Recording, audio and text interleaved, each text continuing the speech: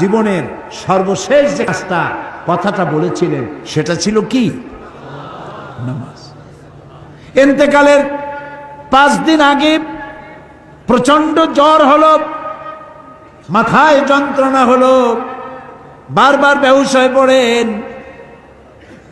যে রাত্রে ইন্তেকাল করবেন সেই রাত্রে সাহাবায়ে কেরাম কেউ ঘরে ফেরে নাই, সবাই কাঁদতেছে। সকলের ধারণা নবীজি খুব তাড়াতাড়ি বিদায় হয়ে যাবেন। ঘরের মধ্যে স্ত্রীরা কাঁদেন, জামাই কাঁদেন, নাতি নাতনি কাঁদেন। সব থেকে বেশি কাঁদছেন হযরতে মা ফাতিমা রাদিয়াল্লাহু তাআলা আনহা। রাসূলুল্লাহর হুশ এলো, হযরত ফাতেমার কান্না দেখে কাছে ইশারা করে ডাকলেন, কানে কানে কি যেন বললেন। হযরত ফাতেমার কান্না বন্ধ হয়ে গেল।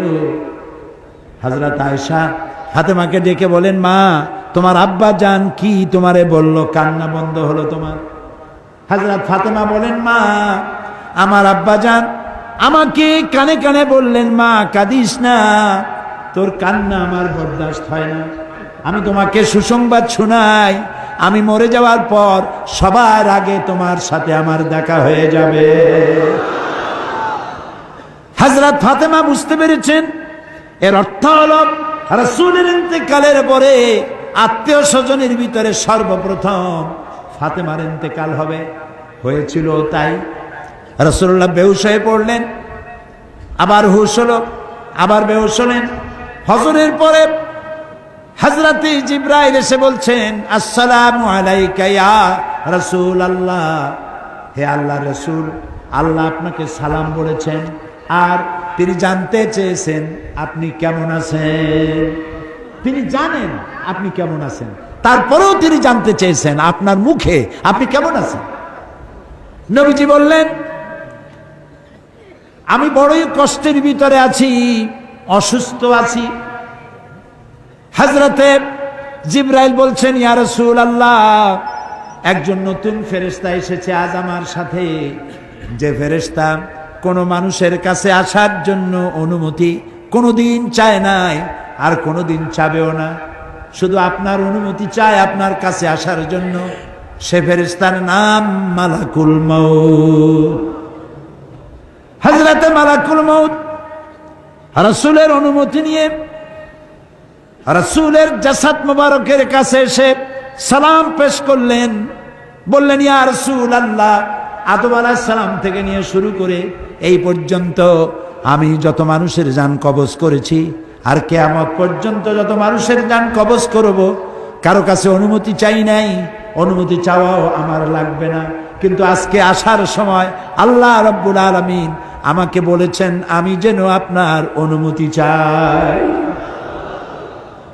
রাসূলুল্লাহ বললেন, মালাকুল মউত, আমি যদি তোমাকে অনুমতি না দেই? হযরতে মালাকুল মউত বলেন, ইয়া রাসূলুল্লাহ, আল্লাহ তাআলা বলেছেন অনুমতি যদি না পাও ফিরে এসো। আল্লাহু আকবার, আল্লাহু আকবার। হযরতে জিবরাইল বলেন, ইয়া রাসূলুল্লাহ, আল্লাহ রাব্বুল আলামিন আপনার সঙ্গে দিদারের ইন্তজার করতেছেন।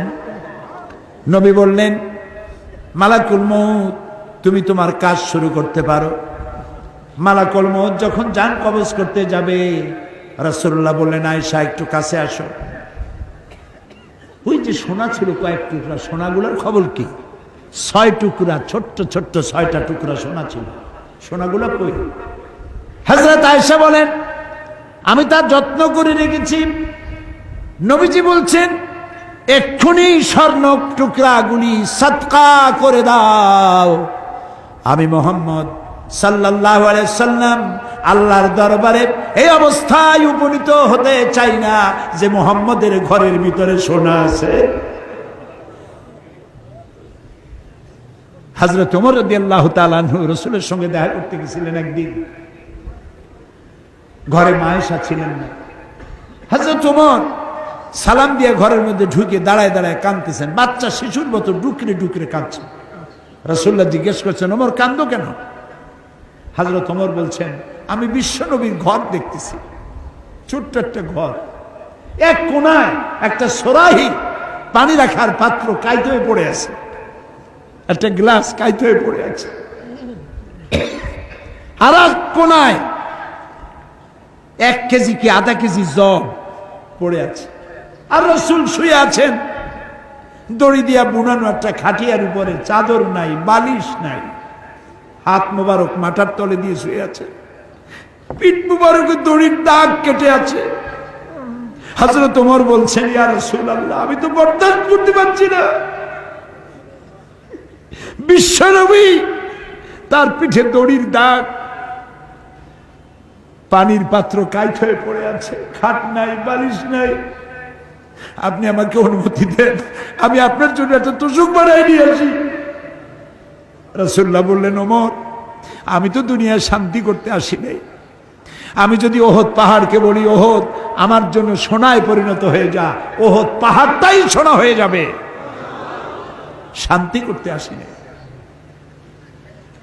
নবীজি বললেন, আয়েশারে সোনাগুলি বিতরণ করে দাও, সাদকা করে দাও। মালাকুল মউতকে বললেন, তুমি তোমার কাম সারো। জান কবর শুরু হয়ে গেল। নবীজি জীবনের শেষ কথা মুখ থেকে উচ্চারিত হলো, আসসালাত আসসালাত ওয়া মা মালাকাত আইমানুকুম, ও আমার উম্মতেরা, নামাজ নামাজ। ইন্তেকালের সময় মেয়ের কথা বললেন না, নাতির কথা বললেন না, জামাইয়ের কথা বললেন না, উম্মতকে স্মরণ করালেন, ও আমার উম্মতেরা, নামাজ ছেড়ে দিও না, আর তোমার অধীনস্থ ব্যক্তিদেরকে জ্বালা যন্ত্রণা দিও না, চাকর বাকরের জ্বালা যন্ত্রণা দিও না, গরিব মানুষের দিকে লক্ষ্য রেখো, আর আমি চিরজনমের মতো তোমাদের থেকে বিদায় নিয়ে গেলাম, নামাজ ছেড়ে দিও না। কিয়ামতের দিন ওই রাসূল যদি আমাদেরকে উম্মত বলে পরিচয় না দেন, জান্নাতে যাওয়ার উপায় নাই।